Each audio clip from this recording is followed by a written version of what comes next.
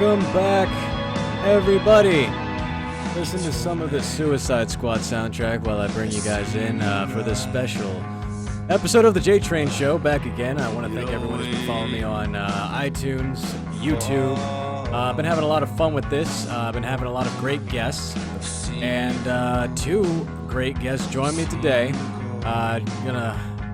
Gonna talk about some Suicide Squad, doing some movie reviews. It was pretty popular last time we had our Pokemon Go discussion.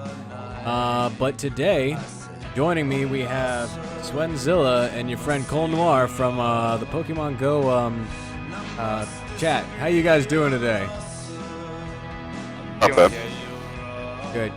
Good. All right, guys. So we saw a movie the other day. It was Suicide Squad. I enjoyed it. I'll just get right into it. I want to let people know that there will be spoilers talked about. You'll see that in the title as well. But overall, if you just want to know, if you don't want to go through like the 30 minutes or so that we're going to be talking about this, that at least, me and Cole will be talking about this.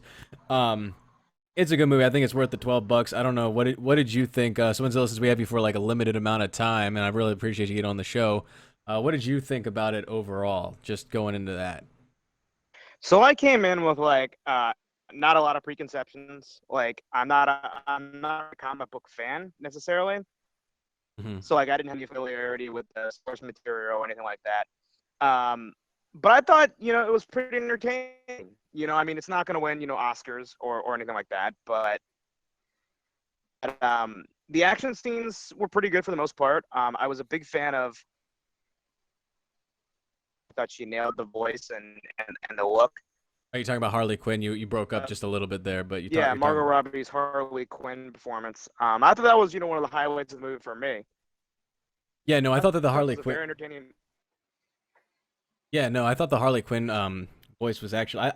I think that Margot Robbie, because I was just sitting there. I remember when she was cast first, I was like, Margot Robbie, why do they have to keep sending these big time names and everything like that? And when I saw, I was like, okay, maybe. But then when I saw her, I was like, man, yeah, I believe that she's a Harley Quinn. From what I know of Harley Quinn, what my perception of Harley Quinn is, the voice, I thought, like you said, that she nailed it. Now I know that, when I was talking with you, Cole, that you were saying, something that about, maybe your version of Harley Quinn was not necessarily the one that everyone is used to from the animated series. Now, what were your thoughts on Margot Robbie as Harley Quinn? As far as her playing the role, I thought she did a great job. I still a lot of people thought it was a fair, common representation of her, but Harley Quinn wasn't really created until after the animated cartoon that everyone knows and loves. She wasn't actually an original character until after that animated series became so popular. That's why everyone associates this very specific voice with the character, as opposed to, say, some other characters where you can throw almost any voice in there, and as long as they fit the physical representation, people don't complain as much. So, I think she overall did a great job. I thought the way they went about the film was a little bit unique because there was this kind of strange, I kind of felt like you were a little bit on an acid trip. Yeah, but I like that aesthetic. I don't know what you guys think about one thing I really loved about it. Again, I told you when I was in the theater that my favorite part of that whole movie was when they kind of did the nod to the Alex Ross painting. That people who obsess about Harley Quinn and the Joker will definitely know what I'm talking about. But there's this very famous he's dancing with her painting.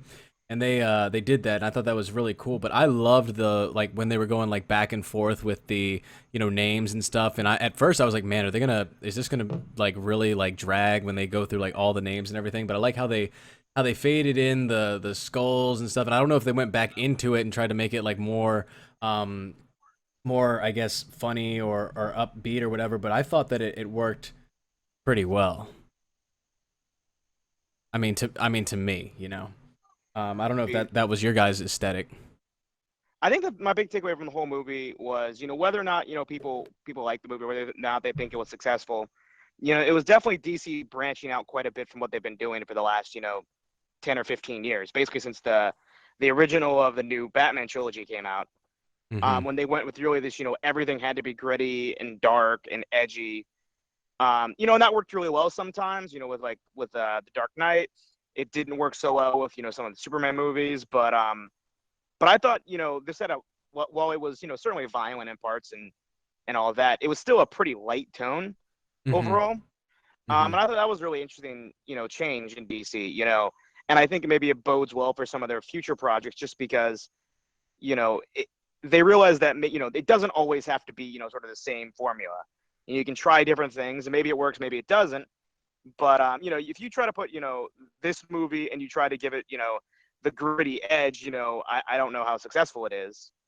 Just Yeah. because, you have to kind of have, uh, it's kind of an interesting balancing act, because these are all villains, right? All the characters that you're rooting for are villains, Right. but you still have to go to root for them. You don't want to, I didn't you even think know. about that. You're right. Yeah. No, you're you're So you're right on that one. if you go with a grittier edge to it, it's going to be tougher, because you're trying to play these villains, and you're trying to, you don't have the humor to lighten it up. So I thought It's that was like an interesting choice. we're gonna make this a gritty DC movie with villains. They're gonna just destroy an entire elementary school worth of children. Which, by the way, would be a very interesting movie to watch. I don't Interesting. know Yeah. how good of a movie would be. It would be interesting. It would be way too big of a risk, obviously, for DC to ever take. A multi-billion-dollar, media corporation. But I just like that. DC is showing some willingness to take some chances now. And some of the stuff what Marvel has done is like, they've taken chances on some really out there stuff. I mean, out there comic book fans, but to non-comic book fans, like, I wasn't aware of Ant-Man. I wasn't aware of Deadpool, and some of that stuff. And Marvel took chances on them, and they were paid back for them. It's Hmm. nice to see DC getting away from just making only Batman movies or only Superman movies. Yeah. No, I agree, and I think that Suicide Squad was a good a good way to kind of do that. And I mean, I had never heard of Suicide Squad. I mean, I know that I say that I am into comics and everything, and I am, but I actually had never heard of Suicide Squad. Um, did you guys think that now? I know that when I was looking at the reviews, they were saying, so this thing's getting killed in like reviews, and I have no idea why. Like, I think it's a fun movie. I think it's great. I think that there are some things that we'll get to, like the big thing to talk about, which I'm sure you guys know what I'm talking about. But people are saying like you could not develop any backstory, but I mean, Cole, what do you think? Like, I thought that they were developing the backstory of the characters about as well as I guess you could with all the people involved. I mean, I feel like a lot of when I go into looking at a superhero film or anything that has to do with DC or Marvel, I always remind myself that the people doing the reviews are not comic book fans. They're not people who read comic books. They're not people kept up to date with the history of the characters. Um, so I mean, in regards to like them doing like background, I mean, no, they didn't do Boomerang Man's backstory really specific about it. To be honest, I mean, out of all the characters, he doesn't exactly have this extensive backstory. I mean, ultimately, he's one of Flash's relatively B grade villains. Oh yeah, Captain Uh, Boomerang. yeah, Yeah. Captain Boomerang. I mean, they went into the backstory of Joker and Harley a lot. Basically, they went over the gist. Um, I mean, they Deadshot. They went over his for the most part. Basically, the two characters that mattered the most on regards to the team were Harley and Deadshot.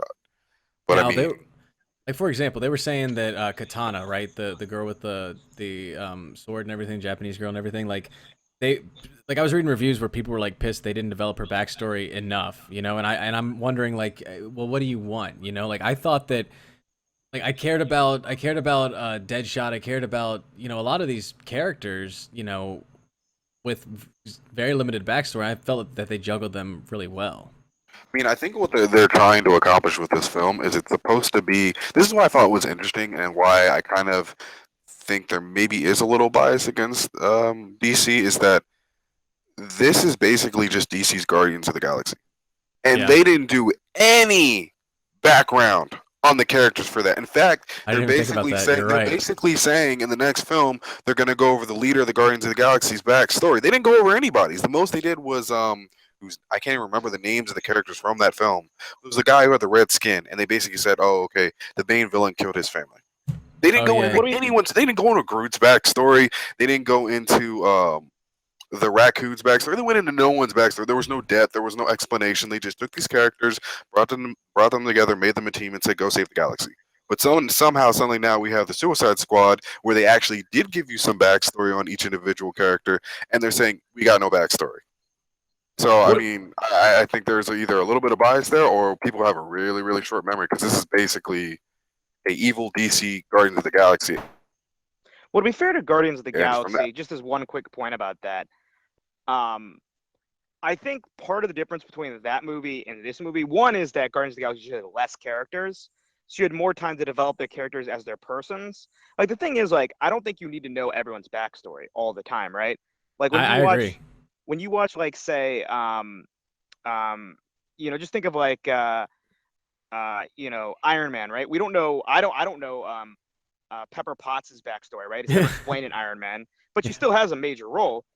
But it doesn't matter because we understand who that character is. And the thing with Guardians of the Galaxy is, you spend a lot of time with those characters as characters. So it's like, okay, well, we understand, what Groot is. We understand what Rocket Raccoon is. We understand their personalities. So the fact that their backstories aren't fleshed as much as it is important. With this movie, I think, and this would be my criticism of Suicide Squad, is the characters they focused on, I thought they did a pretty good job with. I thought I was very, happy with the Harley Quinn performance.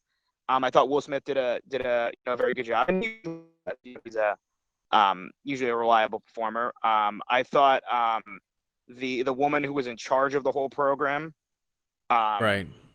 I thought she did a really good job.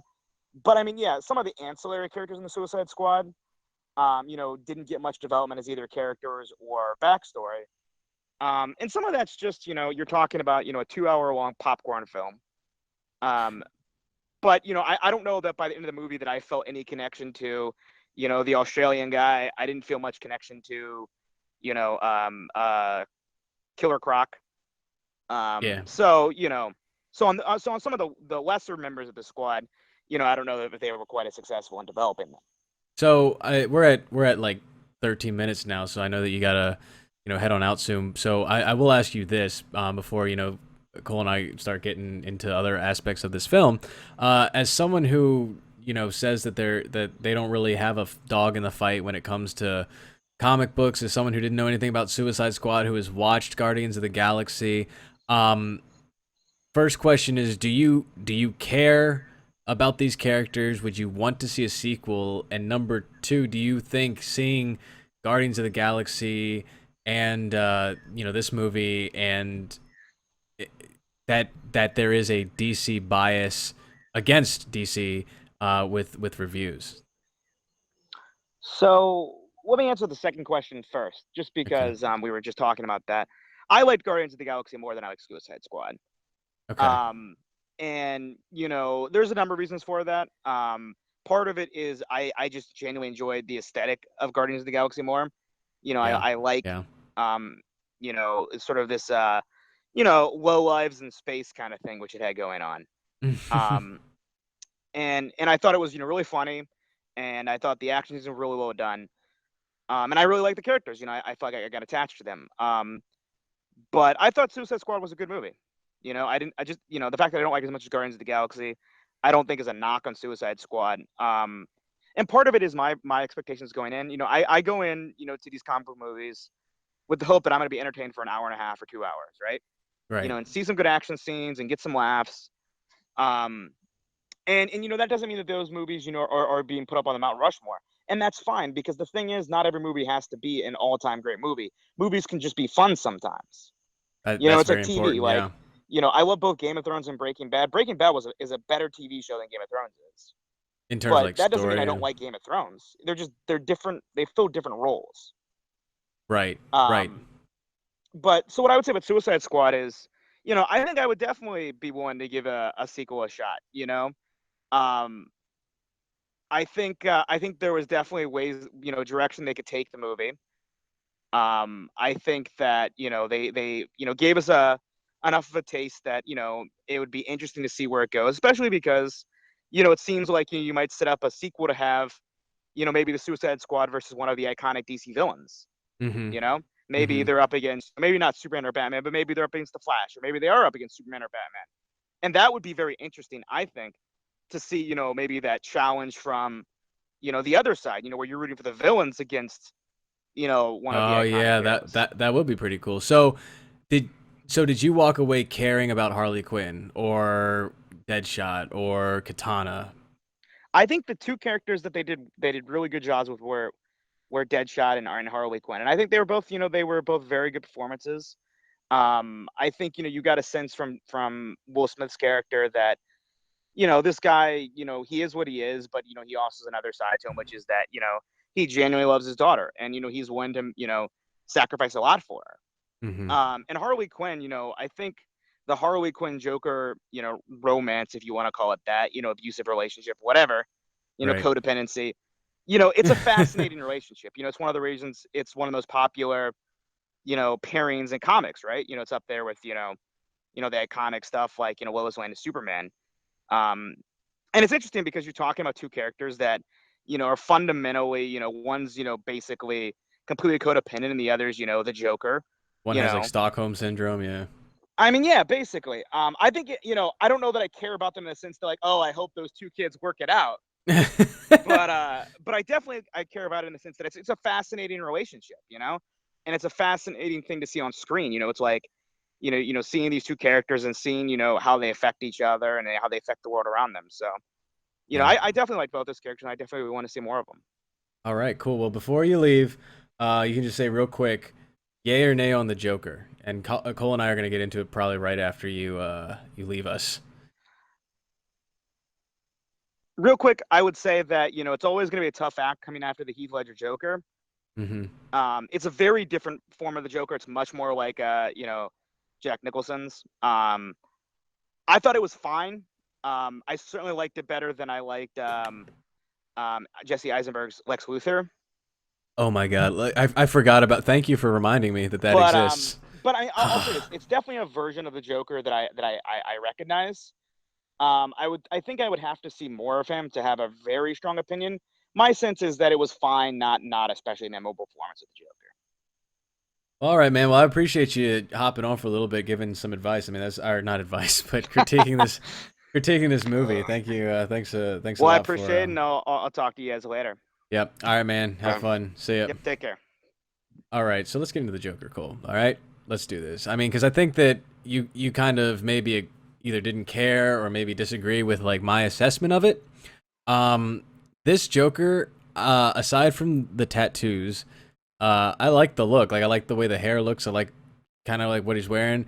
I could not stand the grill. If it, like if you I take knew a lot and of people that and felt that. I thought that tattoo on his hand was like super cheesy.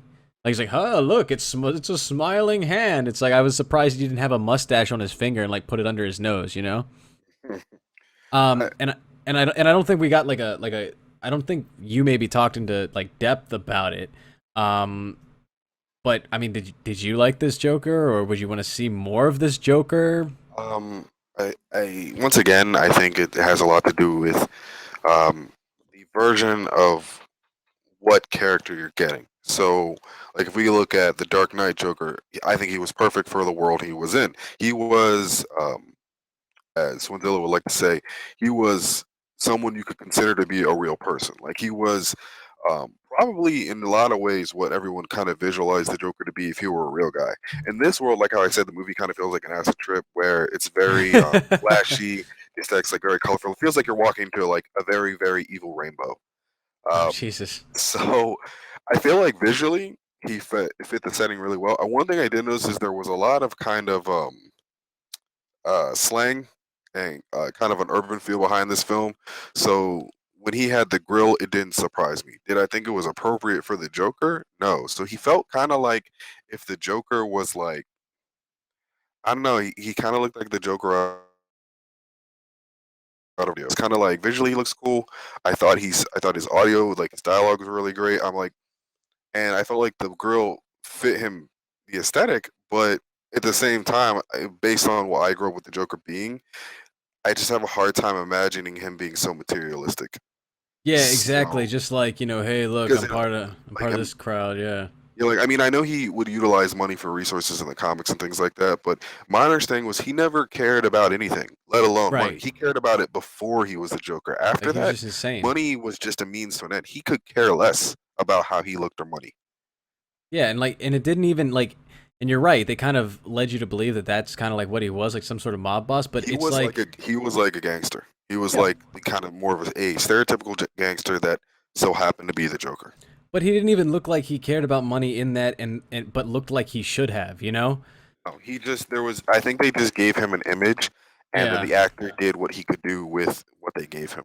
And I Yeah. I mean, think his personal portrayal, I think the way he played it, I think he did a fairly good job. Like I believe that he didn't get much of a take. Like he didn't really get a lot of time on screen, so it's hard to say.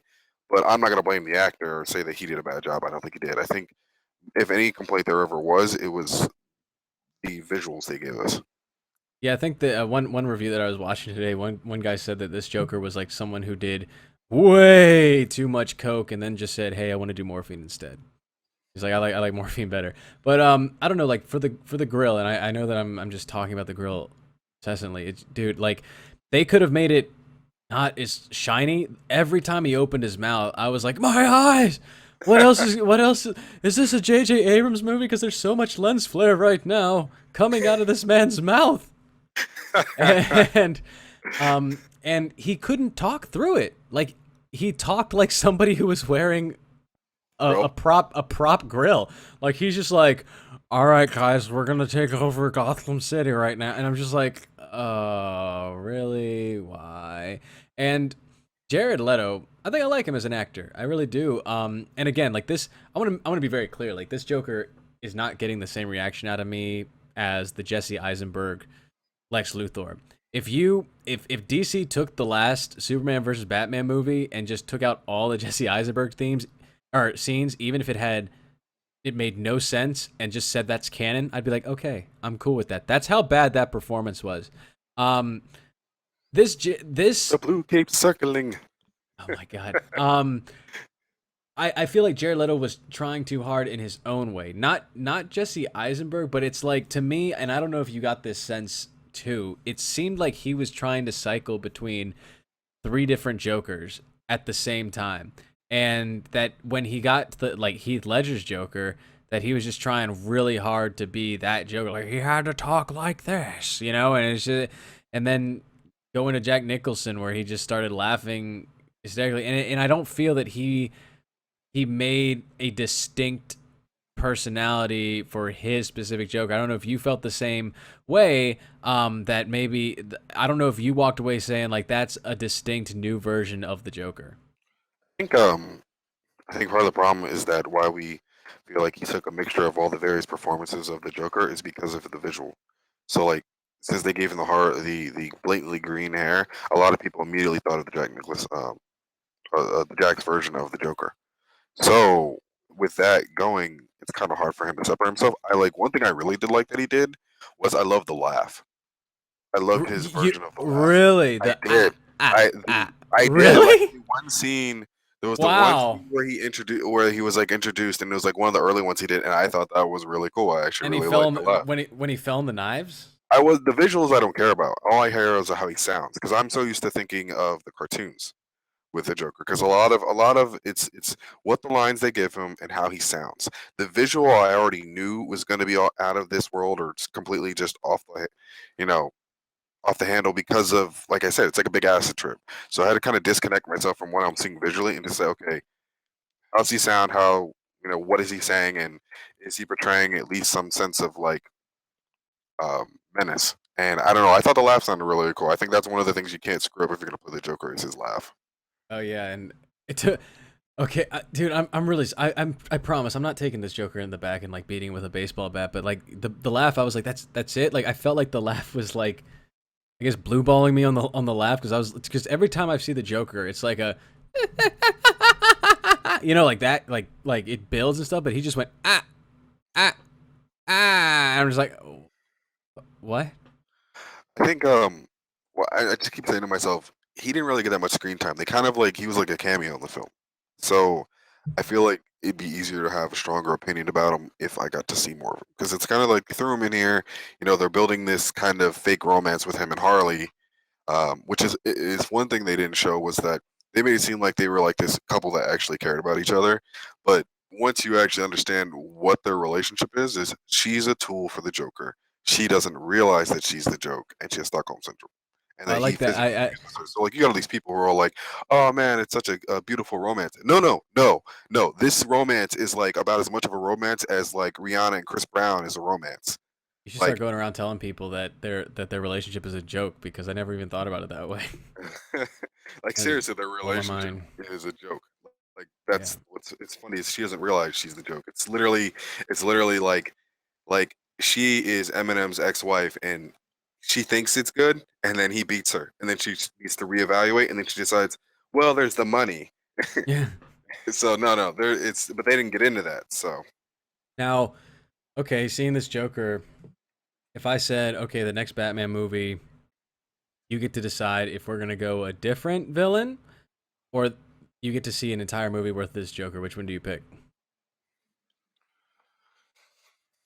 like either a completely different villain or this Joker. Yeah, yeah. Would you want to see a movie headlined with like just this Joker for 2 hours? I mean, it wouldn't bother me. Yeah, It yeah. I mean, I wouldn't don't think bother it me. would bother. I'd probably give him I another mean, I chance. think because one of the things they clearly said is that this Joker has already killed Robin. So I'd like to see how Oh, those that's two right. interact. Yeah, yeah. You're right. So Um. Okay. Well, that's cool. I mean, we talked about the Joker in length, I guess. I mean, but there was more to this movie, actually. Believe it or not, guys. The villain. See, when I saw Enchantress, I thought she was part of the Suicide Squad.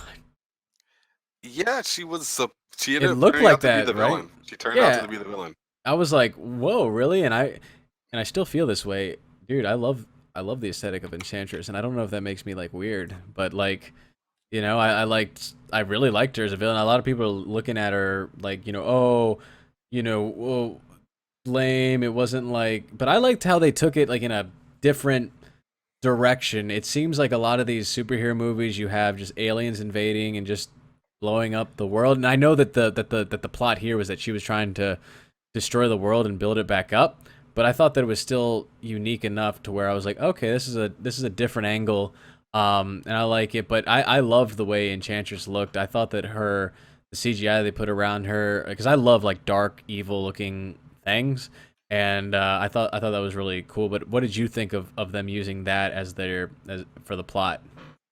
Um, I think a lot of people are giving. This is something that why I am slowly kind of changing my opinion that there might be a little bit of a DC bias, or that there's something about DC where there's like this kind of unique expectation. So Mm-hmm. like because DC is It's a good way older, to put it. Unique is expectation. That's a really good way to yeah. put So it. Yeah. like DC is older than Marvel, right? Yeah. And it's got this it's got two of the most iconic superheroes and two of the most iconic villains ever. So what Mm-hmm. happens is when you give them these characters that everyone can recognize, like everyone knows who Harley Quinn is, everyone knows who the Joker is, everyone knows who Batman is. But then you get like I think people were kind of blown because they're like, okay, well I don't recognize this villain. So it's like they felt like it's almost like a created villain, even if Enchantress is a real comic book character. So since they don't recognize her, obviously, oh, lame, I don't know who this villain is. But the thing is, there were other Marvel movies where no one knew who the villain was, like the very first Iron Man movie, which is widely considered to be really, really, really good. The villain's irrelevant. Like That's true. normally in a film in a film, what makes the film is the villain. Yeah. But in that particular movie, Tony Stark made that movie. We didn't care who the villain was. The villain was basically his corporation, ultimately. Like That's true. so, I That's mean, true. and then that's the thing is, well, if the old Batman movies with the Dark Knight films, the villain made those movies. So Mm. hero's only as great as the villain, but the problem is we're rooting for the villains. Remember, so it's literally a set of villains against villains. So, Yeah. I mean, like you're saying, oh well, the bad guy was lame. What are you talking about? No one in here was a good guy. No one, even the good guys weren't good guys. They were corrupt government officials running an illegal operation with a bunch of supervillains, like on the low. No one That's in true. this movie was a good guy. Even the good guy who's trying to save his girlfriend was still lying to everybody. And so Flag, no, yeah. yeah, so nobody was really a good guy. It's sort of fairly gray. So I mean, it was more of like there was an objective more so than there was a supervillain. So do I have a problem with her? No. Do I think she looked awesome? Yeah. Yeah, apparently they switched her up too from like drastically from what she looked like in the comics, and I saw it. I was like, yeah, they did. I don't know if they like changed like her powers or anything like that, but I thought it was really cool when she would just go Enchantress and then like, I thought that was really cool. It's like, oh yeah, meet my grunge friend, Yeah, they made her way more gothic, and they made her look like kind of like instead of making her look like a sorceress, they made her look more like a witch doctor. And I was all in on that, man. I loved it. I loved it. I thought that the brother part was like kind of thrown away It was a device. at the end, right? Yeah, he just was there to kind of like he was a device. Wasn't he supposed to be like a lot more powerful than her? Apparently, but it didn't quite work out that way now, did it? Because remember, a lot of what she used some of his power to sustain herself until she got her heart back. So I don't know if they really bothered to explain who was more powerful. They were just two magical beings that seemed to be kind of pissed that people didn't really give a crap about them anymore. Yeah, yeah. Also, I don't know if you thought this. One thing that I have with like DC, and I hate to keep bringing in Marvel because this is a DC movie review, but when you look at a Marvel movie, like you can see everything, like you see the way the aesthetic is and everything. DC movies, was this movie too dark for you? And I don't mean like, oh, it's edgy. I mean like the scenes. Like a lot of times I could hardly see people. I could hardly see like kind of what was going on. It was like about 2 or 3 shades short of being that old Hulk movie that was really bad because you couldn't see anything. Yeah, yeah, So right.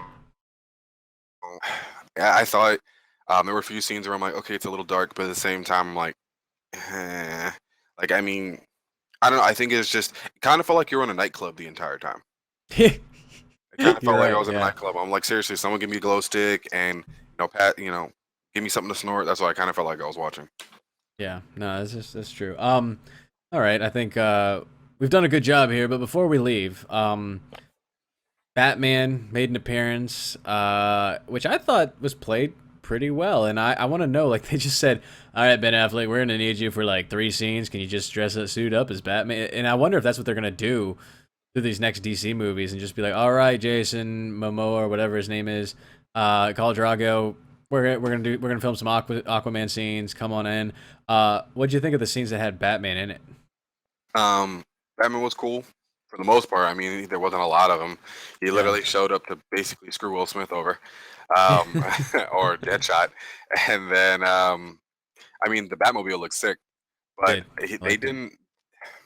I mean, he was literally just there to kind of show a little bit of history. I was surprised though they didn't have like any interaction with him and the Joker. Also, in the original Suicide Squad, Batman's like a major part of the story. Like he's actively trying to recapture the villains, thinking that they all broke. Excuse me, thinking that they Oh, all broke out. So in this film, one oh, of the major changes was that Batman was irrelevant. He was just history. In the actual version, Batman's literally trying to stop the Joker because the Joker's running loose, and he's like a major part of it. oh. Okay. So apparently this movie beat out Guardians of the Galaxy in opening weekend, and I don't know if it holds like a record or whatever. Does that guarantee they're gonna make a sequel? Do you I want think to this see a one sequel? did well enough to get another film. I Do think you it did want do by you one. want that, or are you gonna get excited about that?